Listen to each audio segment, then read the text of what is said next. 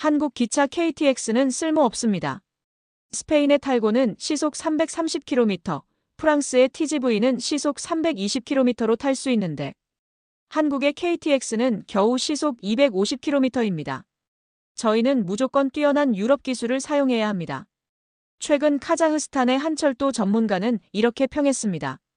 그런데 이를 들은 한국인 엔지니어들이 열차에 인위적으로 모래를 넣는 행위를 하자 카자흐스탄이 발칵 뒤집혔다고 합니다. 카자흐스탄에서 대체 무슨 일이 일어난 것일까요? 그리고 그들이 그렇게 행동한 이유는 무엇이었을까요? 오늘 제가 담아온 장면 지금 시작하겠습니다.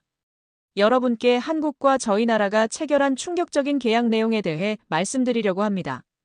저는 카자흐스탄 철도 위원회 위원장입니다. 이름은 세릭 사크슐리고프고요. 작년 2024년 초에 저는 매일 아침 눈을 뜨면 항상 가슴 한편이 무거웠습니다. 그 이유는 제 사무실 벽에 붙은 사진 때문이었거든요. 첫 번째 사진에는 12년 전 스페인 탈고 기차가 카자흐스탄에 처음 왔을 때 모습이 담겨 있어요. 그 기차는 마치 은색 총알처럼 우리의 갈색 땅 위를 달리고 있는 것 같았어요. 두 번째 사진은 1년 후 모습이에요. 그때부터 문제들을 하나 둘씩 발견하기 시작했거든요. 객차 하부 공간이 거의 없어 짐칸 화장실 기기 배치에 제약이 있었습니다. 도시가 적은 저희 카자흐스탄의 사막 고산지대에서 운용되는 가장 치명적인 단점이었죠. 장기간 기차 이용이 많고 짐과 사람도 많이 실어야 했으니까요. 소형 자체로 수용 인원 제한도 너무 컸습니다. 일반 고속 열차보다 작고 가벼운 설계로 인해 수용 가능한 승객 수가 적어서 한 열차에 280명이 겨우 탈 수 있었죠. 그러나 열차의 한 대당 비용은 무려 2,800만 유로 정도였습니다. 그리고 특수 궤관 전환 장치나 낮은 설계 때문에 정비가 일반 열차보다 까다롭고 비용이 많이 들었죠. 세 번째 사진은 지난달 모습이에요. 기차는 여전히 운행하고 있어요. 하지만 이제는 심각한 문제가 생길 때마다 스페인 기술자들을 불러야 해요. 우리 엔지니어들은 그저 옆에 서서 지켜보고 있을 뿐이었습니다. 저희 엔지니어들이 보고 메모는 하지만 중요한 부품들은 손도 댈 수 없었어요. 스페인에서는 그런 부품들이 기업 기밀이라고 하고 있었거든요. 저희가 기술적으로 자립하면 수익이 박살이 나고 말기 때문이었습니다. 하지만 어느 날 받은 새로운 파일 하나에 저는 깜짝 놀라고 말았습니다. 두껍고 공식적으로 보이는 파일 표지에 정부 도장이 진한 파란색으로 찍혀 있었어요. 안을 열어보니 새로운 프로젝트 명령서가 들어있었는데 저희 수도 누르술탄에서 알마티까지 고속철도를 건설하라는 내용이었어요. 이 철도가 우리 수도 누르술탄부터 경제 중심지 알마티까지 연결하게 되는 거예요. 1200km 거리를 한 번에 갈 수 있는 최우선 루트를 만드는 거죠. 하지만 정부에서 제게 맡긴 조건 중에 가장 중요한 부분이 있었어요. 이번에는 반드시 완전한 기술 이전을 받아야 한다는 조건이었어요.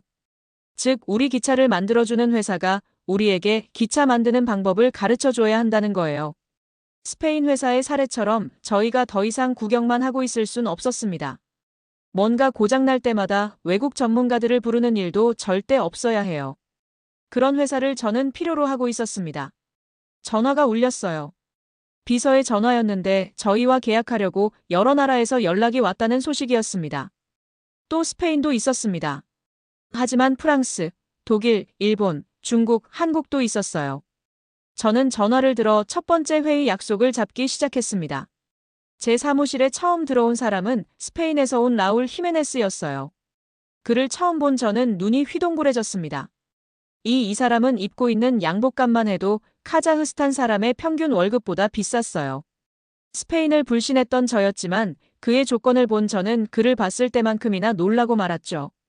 그들이 소개하는 아베 모델의 탈고는 시속 330km, 정시 도착율 98%, 항공 대비 1분의 탄소 배출량의 친환경, 첨단 제어 시스템까지도 갖추고 있었죠. 그는 12년 전과는 이번에는 다를 거라고 약속하고 있었어요. 이번에는 스페인의 기술을 전수하겠다고 말했습니다. 하지만 제가 기술 매뉴얼을 보여달라고 하자 계약서에 사인한 다음에 주겠다고 했어요. 우리 엔지니어들 교육에 대해 물어보자 적절한 시기에 하겠다고 했고요. 그러나 저는 알고 있었습니다. 그들은 철저히 손익을 계산하고 계약을 하려는 움직임이었죠. 그 뒤로 3주간 저희 사무실은 마치 국제철도 쇼룸이 된 듯한 분위기였습니다. 세계 각국의 대표들이 줄줄이 제 사무실 문을 두드렸고 제 책상 위엔 하루가 멀다 하고 새 프레젠테이션과 카탈로그가 쌓여갔습니다. 가장 먼저 프랑스가 찾아왔습니다. 그들이 자랑한 건 세계 최고 속도의 상용 열차 TGV-POS였습니다. 시속 574.8km나 하는 놀라운 기록을 보유한 그 기차는 유럽 대륙의 심장부를 가로지르는 기술의 상징이라며 설명했습니다. 열차 내부는 마치 비행기, 비즈니스석처럼 고급스럽고 고속으로 달리면서도 진동이 거의 느껴지지 않는다고 자랑했죠. 하지만 그들은 기술 설계 도면은 기업 자산이라는 이유로 우리에게 주요 핵심 부품의 구조나 시스템을 공개할 수 없다고 했습니다. 운행만 안정적이면 되지 않느냐는 말이 따라붙었죠.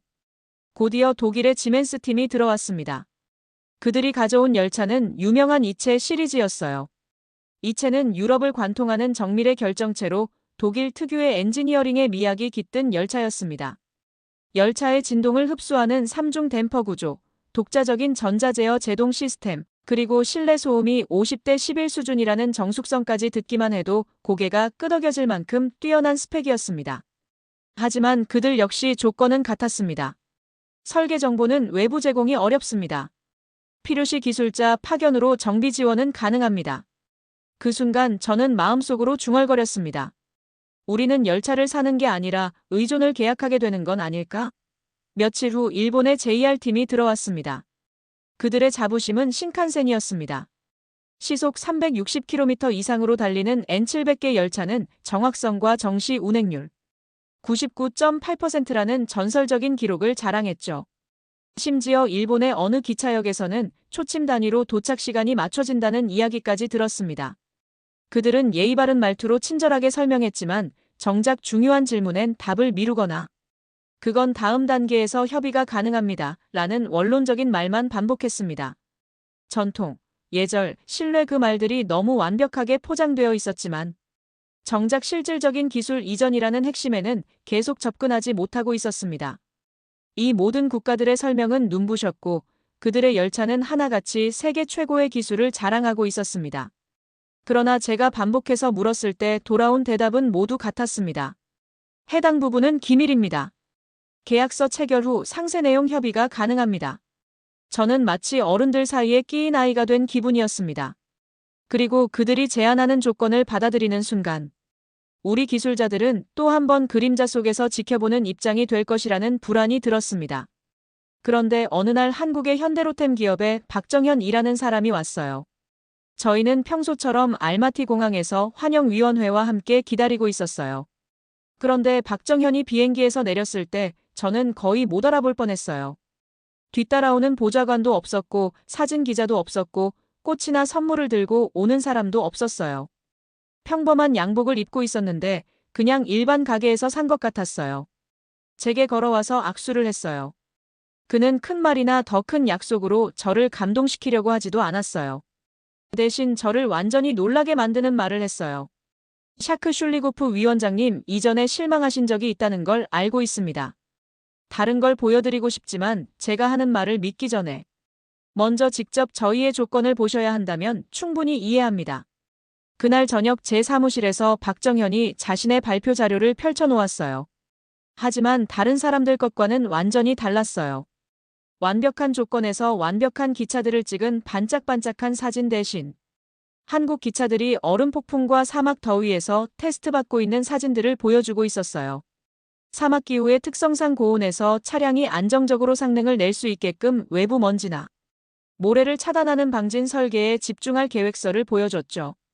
저희는 한국에 대한 본격적인 검토가 시작되었고 저희 정부와 저는 한국을 방문했습니다. 저희는 제일 뛰어난 엔지니어들을 데리고 갔어요. 그중 알리 않는 기차에 관해서 바퀴가 철로에서 내는 소리만 들어도 이상을 알아낼 수 있는 똑똑한 사람이에요. 박정현이 우리를 공장 불빛 아래에서 반짝이고 있는 은색 기차로 안내했어요. KTX 이음이라는 한국의 최신 고속 열차였지만 화려한 느낌은 없이 평범한 느낌이었습니다. 한국의 열차의 최고 속도는 분명 스페인 탈고나 프랑스의 TGV, 일본의 신칸보다 최고 속도 면에서 떨어졌습니다. 스페인은 시속 330에서 360km 이상, 프랑스는 시속 320km 이상, 신칸센은 360km 이상의 속도를 상용 속도에서도 보여줄 만큼 엄청나게 빨랐거든요. 그러나 한국의 KTX 이음 모델, 저희가 제안받은 모델은 상용 최고 속도가 겨우 시속 260km 정도였습니다. 그럼에도 저희는 한국 열차를 보고 깜짝 놀랄 수밖에 없었습니다. 그 이유는 한국의 정비 시스템이었습니다. 첨단 장비를 부착해서 운행하는 선로 궤도 검측 장비가 있었습니다. 기차가 달리는 철도 선로의 상태, 예를 들면 변형, 균열, 틀어짐 등을 검사하기 위해 만든 특수 열차 또는 장비였죠. 전차선, 신호설비, 통신시설 등을 종합 점검할 수 있는 종합 검측이 있었습니다. 또 강을 지나가는 철도, 다리나 경사진 비탈길이나 사막길, 철탑, 송전선로 등 고위험 작업 현장에서 사람을 대신해 점검 업무를 수행하는 자율비행 드론을 한국 회사가 가지고 있었는데 안전을 위한 기술면에서는 엄청난 완성도를 보여주었기 때문이에요. 저희 기술자 알리안이 무릎을 꿇고 기차 밑을 들여다보기 시작했어요. 저는 누군가 말릴 줄 알았어요. 스페인 회사에서는 결함이나 오작동 발생 방지라는 명목으로 우리 엔지니어들이 중요한 부분은 절대 만질 수 없었거든요. 하지만 한국 기술자들은 그냥 알리안에게 손전등을 건네주며 확인해야 할 부분들을 가르쳐주고 있었어요. 그런데 알리안이 발견한 것이 저희를 또 놀라게 했습니다. 기차 밑에서 모래와 먼지가 엔진으로 들어가지 못하게 막는 필터가 4개나 발견한 거예요. 스페인 기차는 필터가 하나뿐이었는데 우리 사막 기후에서는 몇 달마다 막혀버려서 결함이 자주 났기 때문이었습니다. 하지만 카자흐스탄으로 돌아오자 또 다른 상황이 펼쳐졌습니다.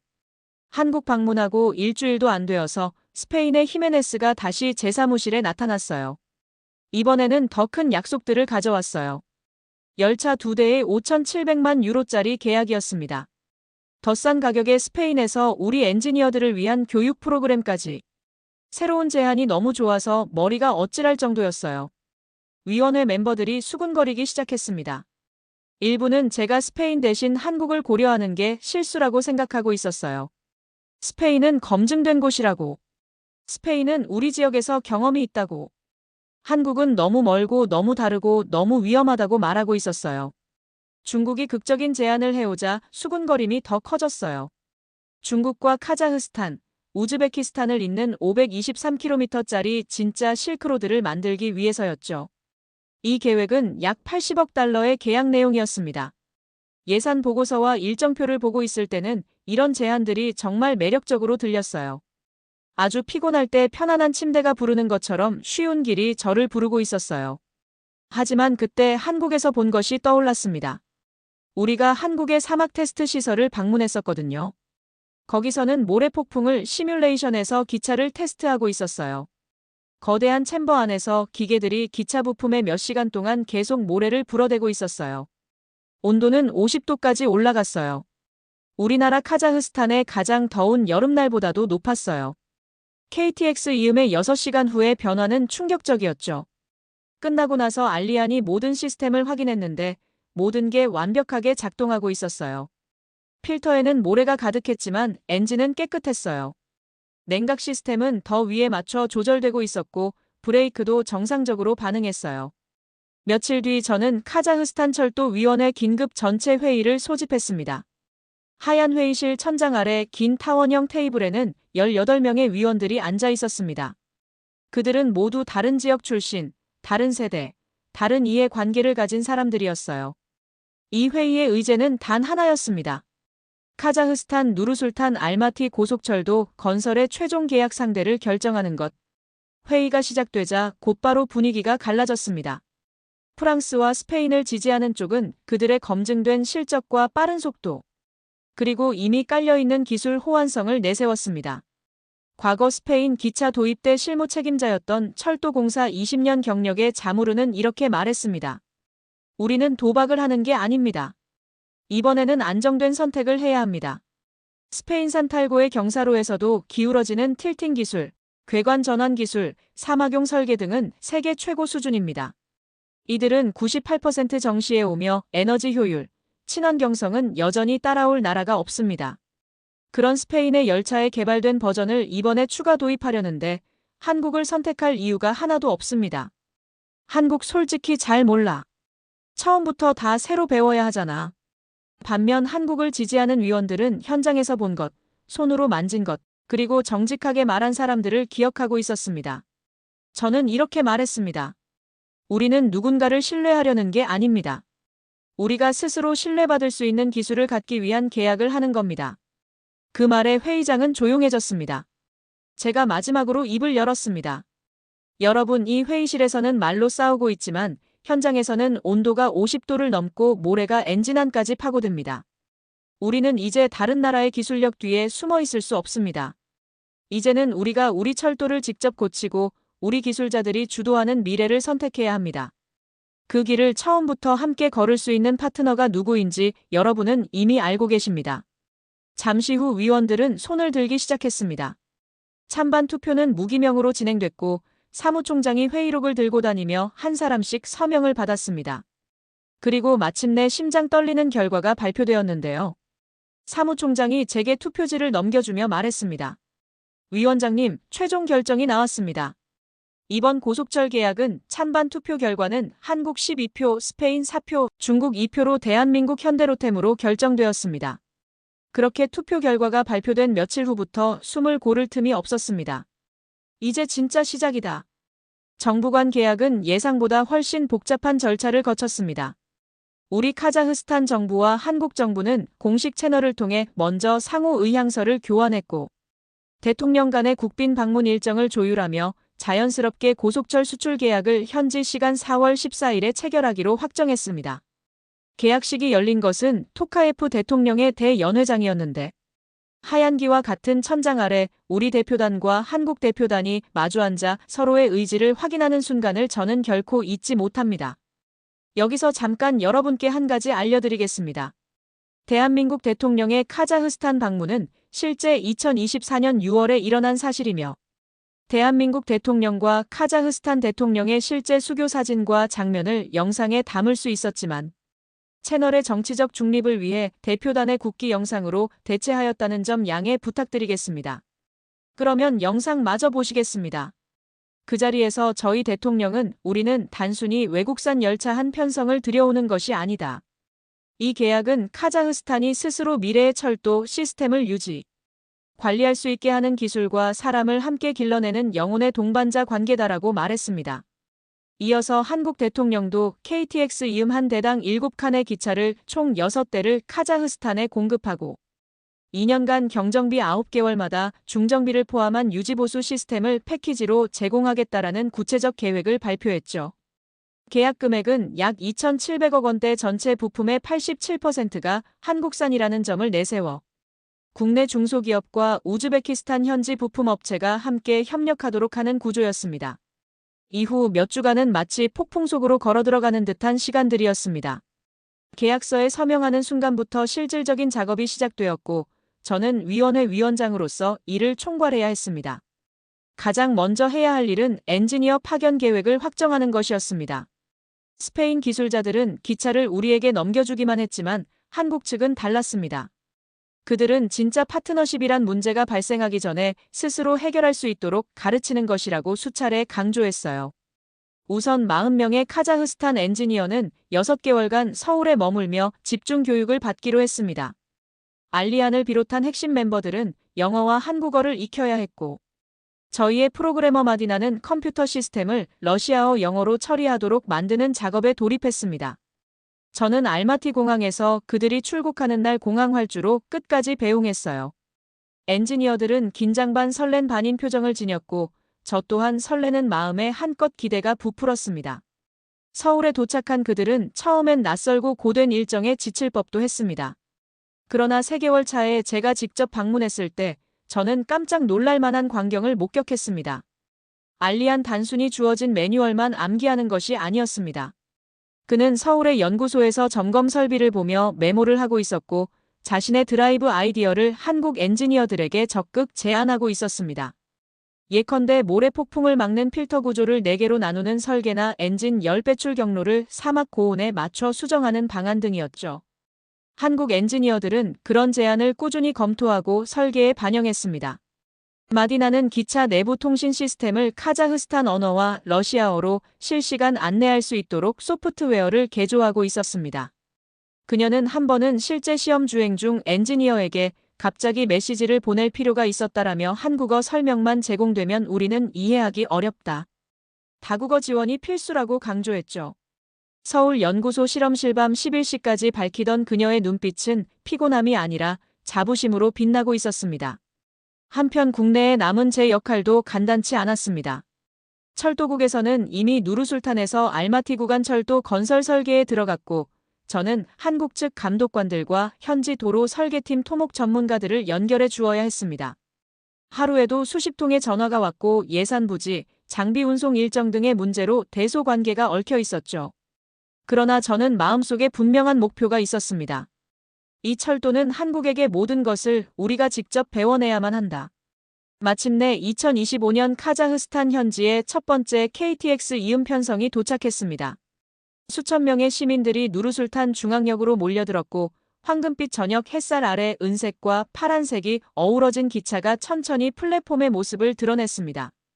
열차에는 카자흐스탄어와 한국어로 카자흐스탄 레일이 쓰여 있었는데 그 순간 저는 가슴 깊은 곳에서 뜨거운 무엇인가가 터져나오는 듯 했습니다. 하지만 진짜 긴장되었던 순간은 다음 달이었습니다. 누르술탄을 떠나 알마티까지 이르는 첫 시범 운행날이 다가왔습니다. 기온은 이미 섭씨 40도를 훌쩍 넘어갔고 전날부터 심한 모래폭풍이 예고되어 있었습니다. 우린 대비를 마쳤습니다. 철로 궤도 검측 종합 검측과 사전 점검을 마쳤고 자율비행 드론도 다리와 송전탑을 최종 확인했습니다. 알리아는 기차 및 필터를 손수 확인하며 이제 더 이상 모래바람 없이 우리가 원하는 속도에 도달할 수 있다라고 미소 지었죠. 그리고 그날 이음 열차는 누르술탄 중앙역을 출발했습니다. 플랫폼에서 있던 제 눈앞을 스쳐가는 사막 풍경은 마치 색을 잃은 캠퍼스에 생동감이 채워지는 것 같았습니다. 열차는 자동으로 속도를 낮추고 필터가 모래를 걸러내었으며 실내는 바깥의 거친 소음을 허용하지 않았습니다.